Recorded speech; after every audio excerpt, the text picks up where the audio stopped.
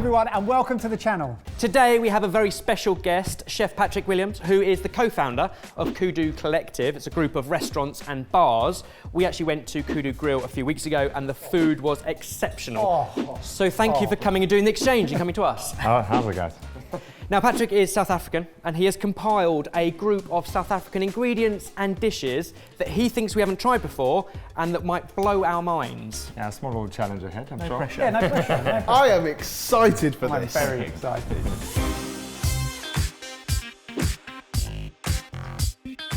Right, let's lift the cloche. I'm just necking this straight off then. Yeah. Straight down. You put on your margarita glass.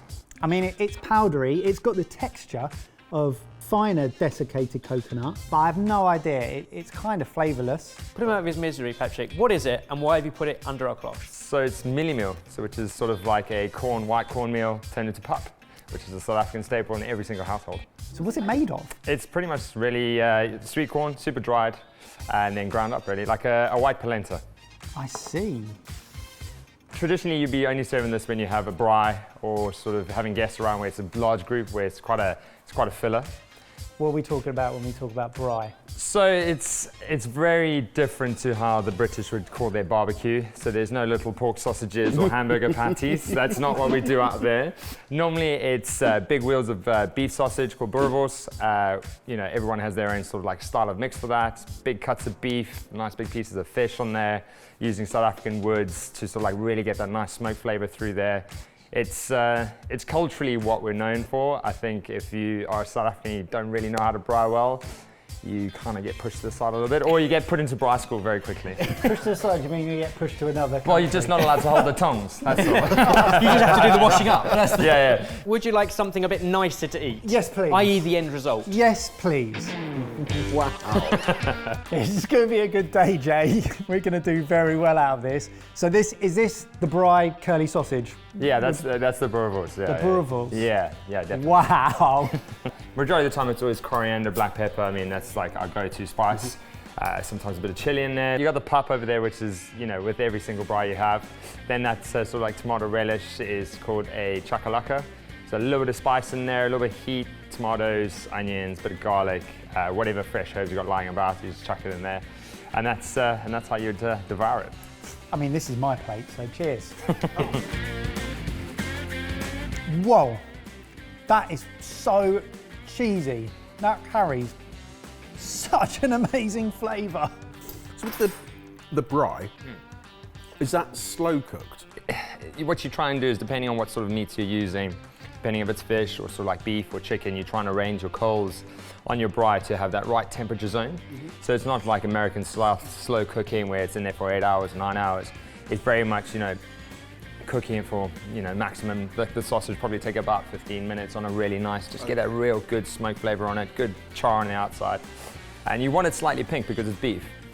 You know, I think that's the biggest misconception here is that, you know, if the sausage is slightly pink, it's raw, which we're trying to sort of break that wall down a bit. What I love about it is the texture. It's that almost mincy but chewy because of the beef. It's really coarse, isn't it? It's awesome. Like, it's such a pleasant eating experience, and then you get all the flavour coming through. That is unbelievable. The chakalaka is also just fantastic. Like, it tastes of deep red, if that makes any sense. Yeah, I mean, South Africa is a melting pot of cultures. You know, there's been so many people that have come through and left their mark on the country. The Dutch, we've had the Indian cultures coming in there, so that's why where I grew up is very much spice central. You know, you can't get away from the fact that there's a spice market almost every sort of like 100 meters, you know, so you grow up amongst that. And then when you move down to sort of like the Cape Town side, it's a lot more wine origin, so the Dutch really sort of like push that one out there.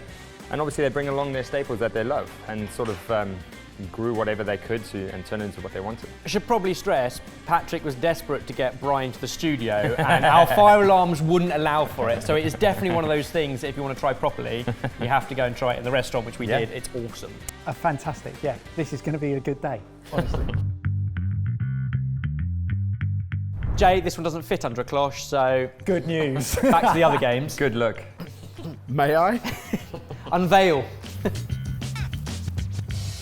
Whoa! That is a spectacular looking board. That looks incredible. Is that? What is it?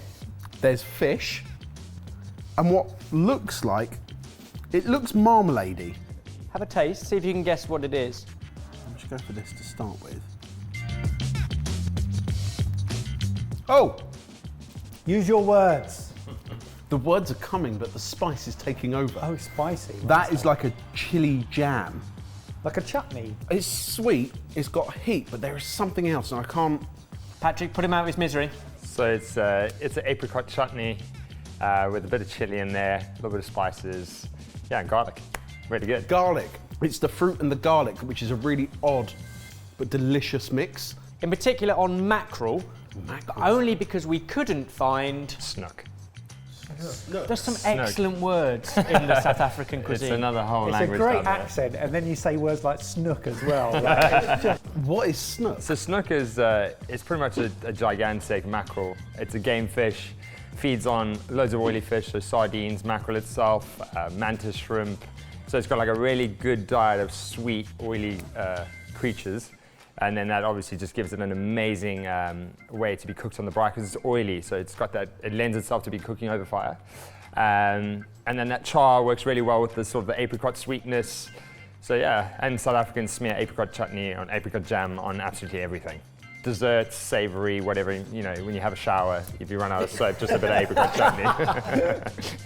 Yeah, South African cooking is about simplicity, and that's what makes it so great. It's very family friendly, you know, your kids could help you make it, and it's such a unique thing for us to have that. As a country as complex as it has been in the past, nowadays it's just such a way of getting us all together and being one part of technically a big family. Mrs. Ball's chutney makes it, and I think it's one of those things that they made it so well that it just became one of those iconic condiments to have in your cupboard. That is really unusual to me in a really delicious way. And I'm wondering what chutneys and marmalades and things we've got that we could do with fish. Such a good mix. If you're enjoying this, there are some small things you can do that make a big difference to us. Like the video, subscribe if you aren't, click the notification bell and select all. Thanks. Oh, Oh, this is what I'm here for, like trying stuff that I don't really know what I'm eating, in a good way. Yeah, sure. First off, it's cold. Is this right? I'm eating it with a doll's house spoon. Here we go. Wow, again, it's got a really like lovely sort of delicate spice that just hovers on the top of your tongue, and it's not too overpowering. But yeah, it's that deep charred, sweet. Oh, it's so familiar. It's really barbecue saucy and it's delicious. What's he got a bowl of there? Monkey gland sauce. Monkey gland sauce. Okay. So it's like a South African style barbecue sauce. Similar to how, you know, North Africa has ras al hanout, so it's like a house mix of whatever they have or their specifics. This is the same pretty much. It's got an interesting name. No one really knows the origins of it. But the one that I like to sort of like tell everybody is the fact that there was a Russian scientist who went to the Savoy all the time. The server that used to serve this Russian scientist moved to South Africa and told the story. And the story was that he was famous for sewing monkey genitalia to men to see if it would stop the aging process. Therefore, that was his favorite concoction of sauce with his steak, and they called it monkey gland. so there's no monkeys or glands in the sauce? No monkeys are harmed in making that, no. Right, fine. Now, obviously, we couldn't invite Patrick down without asking him to cook at least something. Yeah. So, of all the dishes, we thought we'd love to try the monkey gland sauce. Yeah, go on. Your style. Go on. Cool, so this is something that's like a staple for me. This is what I'd make if I'm having a braai at home. It's always in my fridge. So you got the onions, you got to roughly chop everything up. Doesn't really matter how coarse it is, because you can always just, with a stick blender, can just sort of make that happen. Don't be afraid to use the eyes of the onion as well, because that's just going to break down while you're cooking it. So no waste here. I forget how embarrassing it is getting real chefs in who just chop up onions quicker than you've ever seen. So get that going, a little bit of oil in there. Garlic. The more you have it chunky, the more you got to cook it, obviously. So if you're in a rush, just slice it a bit thinner. Get a nice, good amount of color on that. It's something that we're thinking about, sort of like maybe trying to sort of like take it a bit further, maybe getting some bottles, maybe trying to sell it. I don't know, you know, it's one of those cool little unique things. Yeah. So once you got them slightly colored off, you want to just chop up your chili. depending on how you like it. If you like it blistering hot, add the chilies. Get some real big bad boys in there. Your spices, like I said, can be anything you have in your cupboard, but again, a little bit of chili in there. And we got a little bit of fennel seeds. And you want to be generous with this because this is really going to give you that sort of like you were saying, there's those notes of something going on in the background, but they're not sort of like in your face hitting you like chili would. So you got that all pretty much caramelized. So we're going to add a little bit of tomato paste, cook that out really well. You want to get those oils releasing from the tomato paste, just so you can cook that out. So then what you want to do is you want to just deglaze with the brandy. Good glug of that. So you got ketchup, you got Worcester sauce, you got soy sauce, you got honey. And then what I do tend to do at the end is I just add a little bit of smoked paprika and the apricot jam. And that sort of is just what you want to get to the right consistency. So once you've got this pan nicely deglazed, get all those flavors off the bottom, you want that nice char flavor from the onions and all the spices you've got going on in there, and the tomato paste. So we just get that going. If you want to, you can add a little bit of water just to sort of like make it as thin as you want. So again, if you're basting something like fish where you need it slightly looser, could do it any fruit really. You know, you could, if you have plums, you got strawberries like I was saying earlier, mango, even if you could get like a mango jam or something like that, that's fantastic. Patrick, you mentioned that in the restaurant you serve this with pork, so that sounds like a perfect excuse, right? Oh, I love it when he foreshadows, but in a good way. Yeah. And maybe let's open a bottle of pinotage as well. What have we got here? So you got tomahawk pork and a pork chop. It's got my monkey gland excited. Cool, so you just want to sort of like just nicely carve that, get that gone, and then sort of just really nice thick slices. And then just be very, very generous with this. Join us. It's in. Right, going straight in. Wow. Here we go. That's what it's all about. Cheers. Cheers. Santé. Cheers. It's one of those sauces that's sweet and sour, smoky, spicy in places, salty. It literally ticks every box. It's just got everything that you need to accompany meat. I love it. And imagine that spread on a cheese toasty. Like rather than like a Branston pickle or a Worcestershire sauce, like it's got a little bit of everything going on it. And a cheese toasty, that would be exceptional as well. I mean, we're 3 for 3 and we've still got one more to do.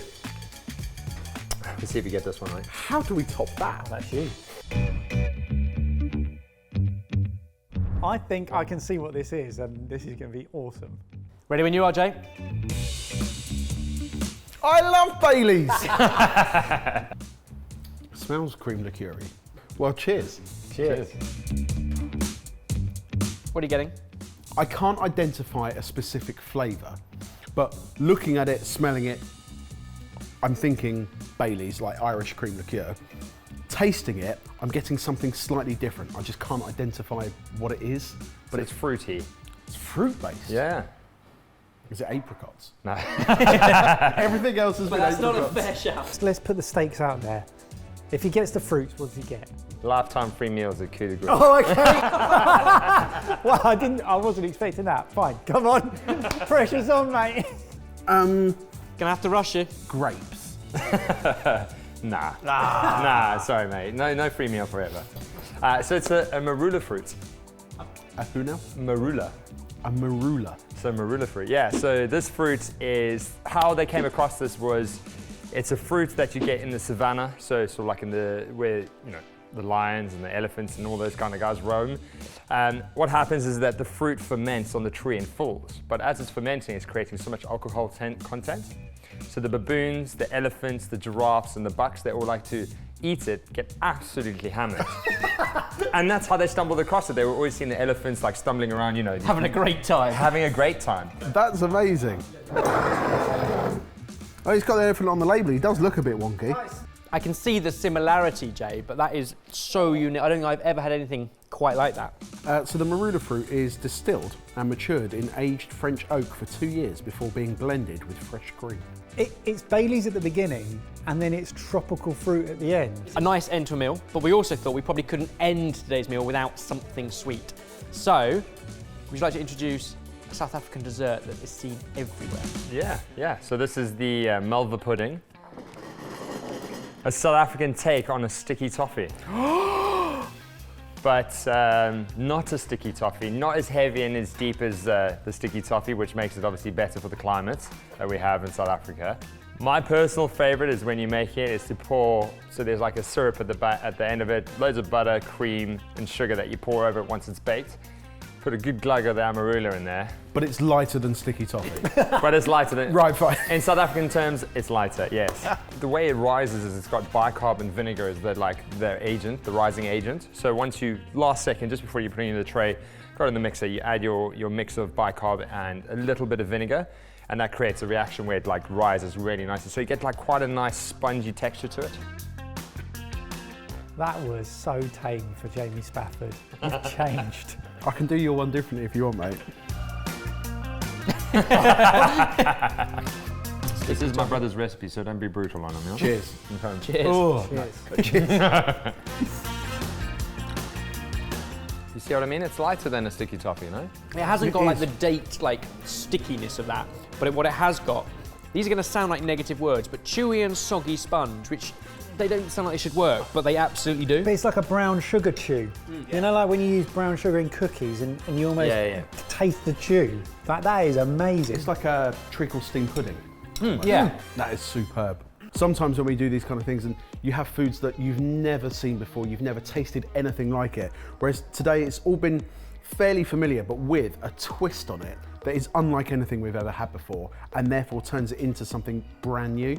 As simple as it is, and sort of, you know, you have that familiarity to it, but you guys are a little bit sort of taken aback, like, okay, that's a different approach to how to do it, and that for us is why we do what we do. Well, all of this has been an utterly incredible experience. Patrick, thank you so much for introducing us to everything. If you like this, make sure that you give the video a like. And we genuinely couldn't recommend Kudu enough. We've been there, we've eaten the food, it's delicious. If you want to try it out, we'll make sure we link to it all down below. Patrick, thank you. No, thanks guys, and yeah, it's been cool. Hopefully all these people will come to check us out and see how unique we make it. Is there more tomahawk? I feel like we only had one bit of the pork. That thing just dabbing on my back of my tongue is monkey gland. Yeah. I feel younger already. You look younger. Oh, thanks.